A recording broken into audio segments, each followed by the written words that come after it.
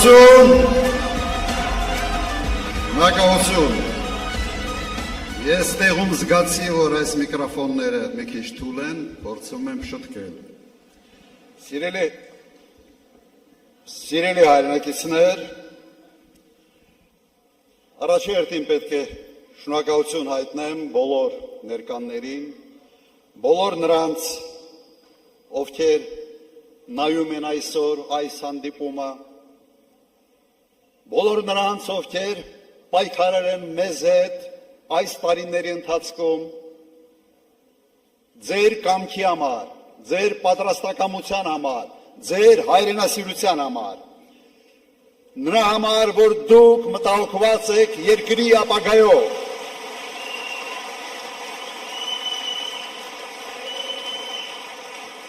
մենք շատ հագեցված քարոզարշավ ենք ունեցել,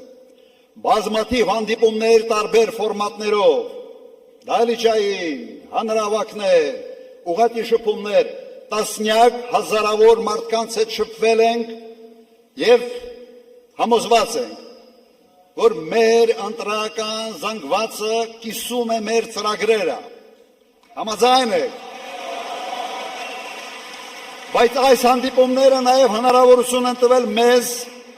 համալրել ծրագրերը, լսել ենք առաջարկներ, ինտերակտիվ հանդիպումների ժամանակ մենք հասկացանք, որ ինչ-որ շտկումներ պետք է մտցնենք, եւ մենք դա արել ենք։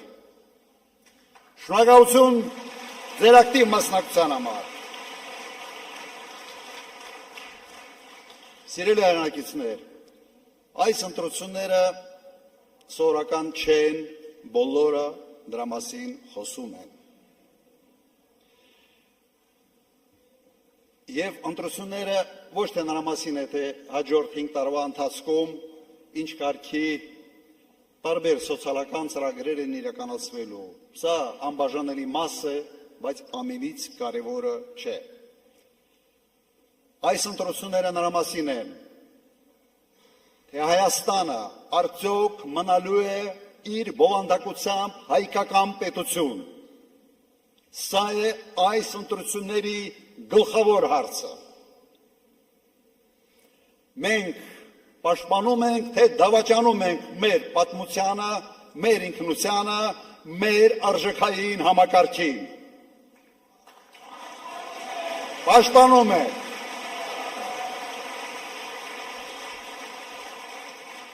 Այս ընտրությունները նրա մասին են, թե մենք պահպանում ենք մեր ինքնիշխանությունը, թե մենք դառնալու ենք թուրքական աշխարհի կցորդ եւ կատարելու ենք իրենց կամքը։ Ոչ ենք ասում դրան։ Այս ընտրությունները նաեւ Հայաստանի պատմության մեջ ամենից կեղտոտ, այլանդակ ընտրություններն էին։ Եվ այդ կեղտի եւ այլանդակության հեղինակը այս իշխանությունն է։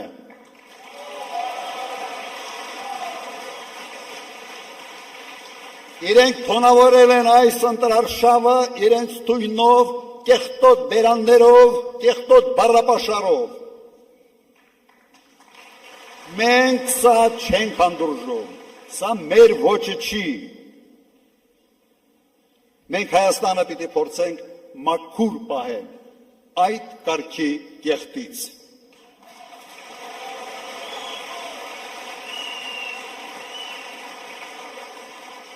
Ոչ մի ընտրություն Հայաստանի պատմության մեջ չի զուգորդվել այս քանակի ձերբակալություններով, կալանքներով, տարբեր կարգի ճնշումներով,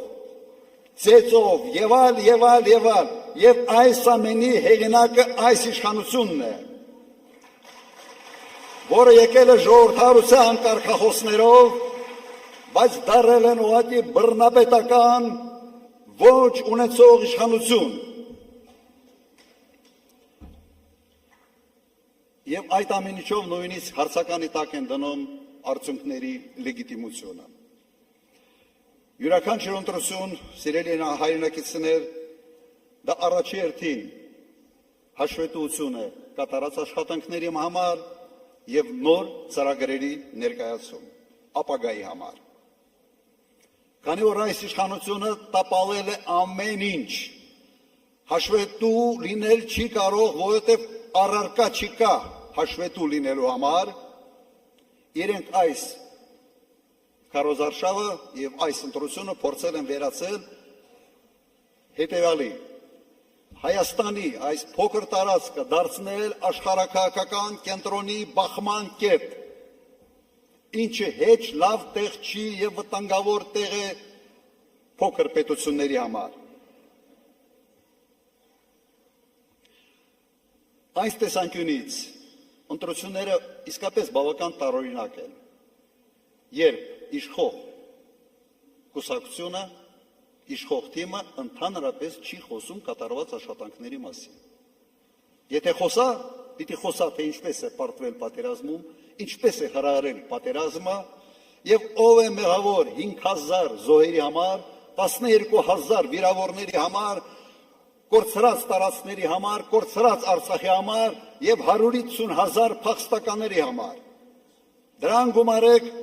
առնվազն 80 միլիարդ դոլարի վնաս, որը հասցվել է հայ ժողովրդին, հայությանը։ Բոլորդ գիտեք ով է մեղավոր։ Գիտեք, հիմա դրա մասին իրենք պետք է գան եւ հաշվետվություն տան մեր ժողովրդին։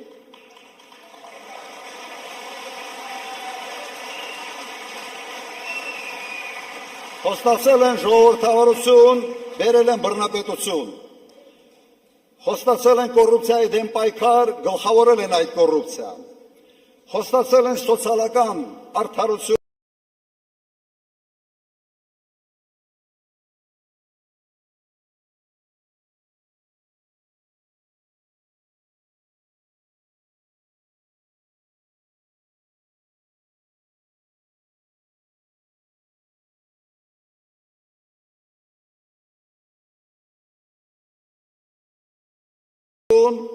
Աղքատության մակարդակը չի փոխվել։ Երբ կառավարությունը սկսում է խաղալ կրակի հետ, վառվում է, այրվում է ժողովուրդը։ Սա պարզ ճշմարտություն է։ Եվ ինչ են արել։ Մինչև քարոզարշավը գնացել են Բրյուսել, խնդրել են հատուկ օգնություն հիբրիդային պատերազմի դեմ։ Հետո Եվրո համայնքի ժողովի ժամանակ հրավիրել են Զելենսկուն, դրանից հետո եղավ Մոսկվայի արձագանքը եւ այս խառնաշփոթի մեջ փորձում են իրենք շանտաժով, վախեցնելով,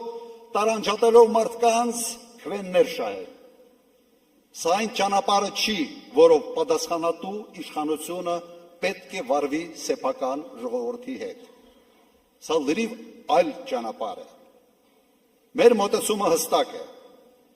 Մենք եւ միայն մենք Հայաստանում, Հայաստանի քաղաքացիները պետք է որոշենք Հայաստանի ապագան։ Համաձայն եք։ Մեր արտաքին քաղաքականությունը պետք է բացառի գերտերությունների, հակասությունների վրա խաղը, վտանգավոր խաղը, որովհետև այդ հետևանքների համար գինը միշտ տալիս է ժողովուրդը։ Մենք պետք է հետևենք շատ պարզ մոդելի եւ ոչ թե կամ։ Սա է մեր հաջողության գրավականը։ Եվ ես դա կարող եմ անել եւ ցույց եմ տվել, որ ոնց է դա կարելի հաջողությամբ իրականացնել։ Մեր պարագայում ժողովուրդը ի վիճակի է լինելու փող աշխատել հսկայական ԵՏՄ-ի շուկայում եւ ի վիճակի է լինելու այդ փողը ծախսել աշխարհով մեկ, ով որտեղ ուզում է, ուզում ես Դուբայ, ուզում ես Եվրոպա, որտեղ ուզում ես, ավելի լավ է ծախսել Հայաստանում։ Նիկոլի կողմից ստեղծված պրոբլեմը ես ի վիճակի եմ լուծել մեկ օրում։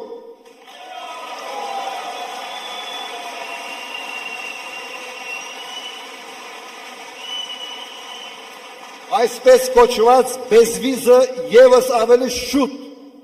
կստանան, քան այս իշխանությունը։ Մի քանի խոսք մեր անվտանգության մասին։ Մեր անվտանգության մոդելը ունիվերսալ պարզ մոդել է։ Մարտունակ բանակ, ուժեղ առաջնորդ, հզոր դաշնակից։ Այս երկրագնդի վրա ուրիշ արդյունավետ մոդել ուղղակի չկա։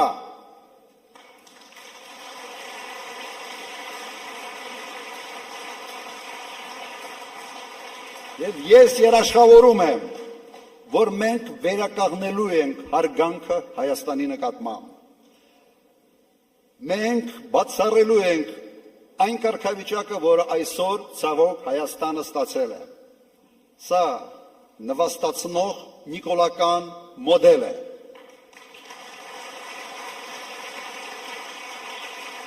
Սա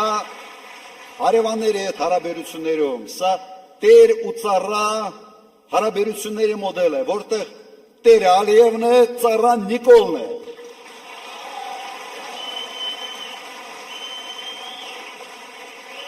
Մենք այս մոդելը բացառում ենք և մերժում ենք։ Մեր ժողովուրդը չի ուզում, որ իրեն կառավարի Ալիևի ծառան։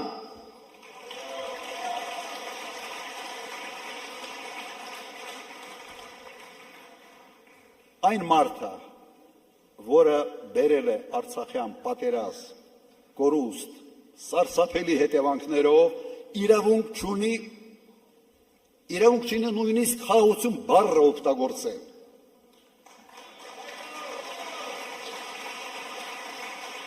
Ինքը չպիտի կեղտոտի այդ բառը ուղղակի իր բառապաշարով։ Վերջերս տեսակ, իր ձեռից նույնիսկ աղավնին չթռավ։ Հասկանալով, որ Նիկոլ Փաշինյանը դա ֆեյկային խաղաղություն է, ֆեյկային իշխանություն է և ֆեյկային բովանդակություն է։ Մենք ձգտում ենք խաղաղության և հասնելու ենք դրան։ Մենք հասնելու ենք կայուն արժանապատիվ խաղաղությանը։ Եվ իմ նախագահության ժամանակ դա հաջողվել է։ Անելու եմ ևս մեկ անգամ։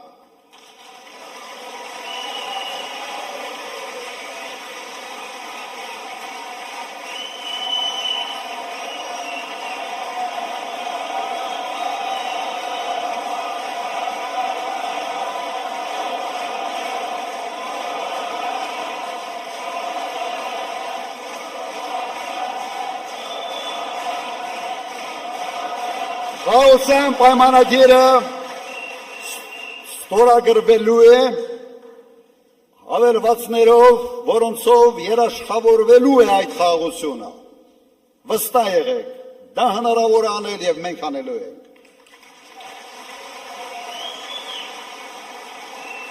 Մենք տեսնում ենք Հայաստանը որպես ժամանակակից արդյունաբերական երկիր։ Ամենից էֆեկտիվ երկիրն ենք տեսնում այս տարածաշրջանում, զարգացած գյուղատնտեսությամբ և ֆինանսական համակարգով։ Մենք նորից դառնալու ենք Հարավային Կովկասի ամենից գրավիչ երկիրը ներդրումների համար։ Մենք այդպիսինը եղել ենք և նորից դառնալու ենք։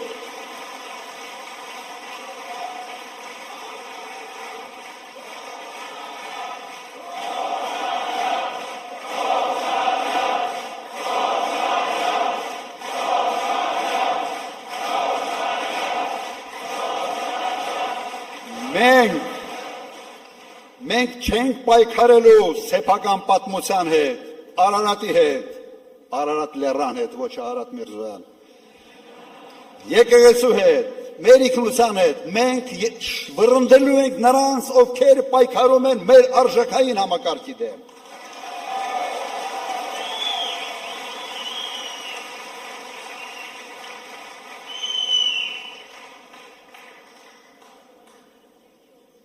Վստահաբար խոստանում եմ, որ մենք ունենալու ենք ամենից ուժեղ, ամենից կայուն, ամենից հետաքրքիր իր բովանդակությամբ երկիրը Հարավային Կովկասում և երկիր, որը հենված է լինելու ազգային արժեքային համակարգի վրա։ Երկիր, որտեղ քաղաքացին մտահոգված չի լինելու անվտանգային հարցերով, դրանով պետք է զբաղվի իշխանությունը, ոչ թե քաղաքացին։ երկիր, որտեղ քաղաքացին մշտապես չի պայքարելու ճգնաժամերի դեմ, այդ պայքարը պետք է մղի կառավարությունը եւ իր քաղաքականության պետք է անի ամեն ինչ, որ ոչ թե երկիրը մեկ ճգնաժամից մտնի մյուս ճգնաժամ, այլ ճգնաժամեր չլինեն ընդհանրապես, հատկապես ներքաղաքական։ Եվ ես մեր թիմի հետ կարող ենք դա անել։ Մենք պետք է կառուցենք այնպիսի երկիր, որտեղ պետական ծառայողը ստիպված չլինելու կատարել ապօրինի հրահանգներ, միայն այն պատճառով, որ իր աշխատանք չկորցնի։ Սա բացառելու է։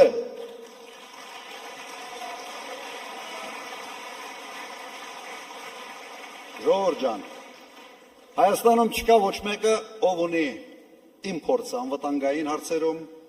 պետական կառավարման հարցերում, նաև խոշոր բիզնեսում պաշտոնաթողությունից հետո աշխատելու հարցում։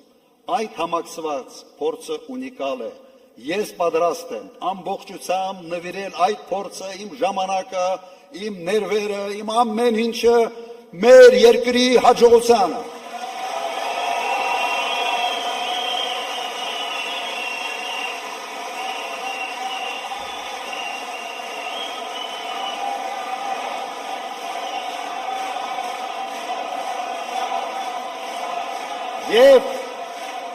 Եվ այդ փորձին գումարենք այն թիմը, որը մենք ունենք։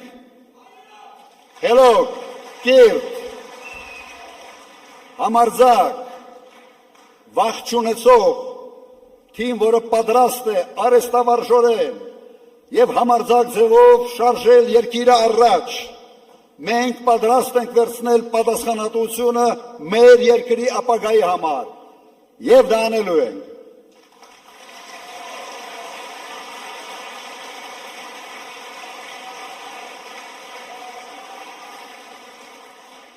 Եվ ինչ ենք ասում մենք, ասում ենք չկա Նիկոլ, չկա պատերազմ, չկա Նիկոլ, չկա քաոս, չկա Նիկոլ, չկա նվաստացում, չկա Նիկոլ, կա խաղաղություն։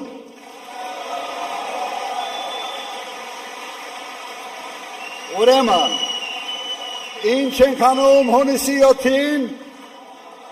Համար 17, բոլորս միասին, հունիսի 7, համար 17,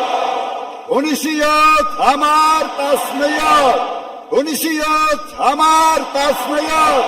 բրավո, ձեր ցավը տան, շնորհակալություն,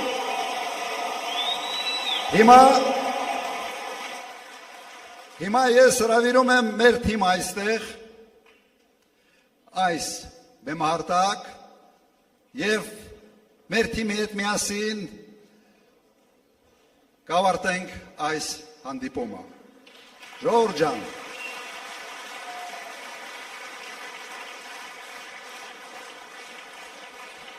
միջև թիմը գա այստեղ, մի բան պատմեմ, միջև թիմը հավաքվի այստեղ, մի բան պատմեմ, դա ես հիշում եմ Իմ հերս էր ինձ պատմել, երբ ես մոտարապես 8-րդ, 9-րդ դասարանում էի։ Այն ժամանակ ինքը պատասխանատու էր Արցախում գյուղատնտեսության համար, պաշտոնյա էր, պատասխանատու էր եւ կոլխոզի ժողով էր, ընտրում էին կոլխոզի նախագահ։ Հիմա մի գրադիետ ագրոնոմի մասնագիտությամբ մեկին առաջարկել են գյուղացիները քննարկում են ընտրեն, չընտրեն, ինքը փորձում է ծրագրեր ներկայացնել եւ հայտնում է մեկը, որը ինքը իրեն տեխնացությունն է առաջարկում։ Այդ գյուղի ամենից անգրագետը։ 5 տարիներն էին կարդալ զորով, գիտի մի 2-3 դասարանի կրթություն ուներ։ Հիմա գյուղով մեկ փորձում են այդ մարդու համոզել, ասեն, լսի, սե կրթությունը պետք, ագրոնոմիա կա, պիտի հասկանաս եւ այլ Գլուխը չի մտնում, վերջում գիտեք իր ամենից մեծ համոզիչ արգումենտը որն էր։ Ասում է ինչա, վախենում եք Վիլիսից ընկնեմ։ Ուրեմն այդ մարդու պատկերացման մեջ կոլխոզի նախագահի գործը Վիլիսով ֆրֆռալն էր։ նույնն է այսօր Նիկոլ Փաշինյանի եւ իր թիմի պատկերացումը պետական կառավարման մասին։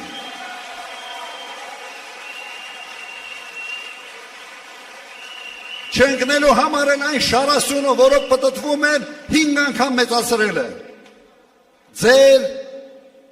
փողերի հաշվին, հարկատունների հաշվին։ Հիմա թիմը ինչի՞ չի գալիս։ Ես մի քիչ զբաղեցրեցի մեր թիմակիցներին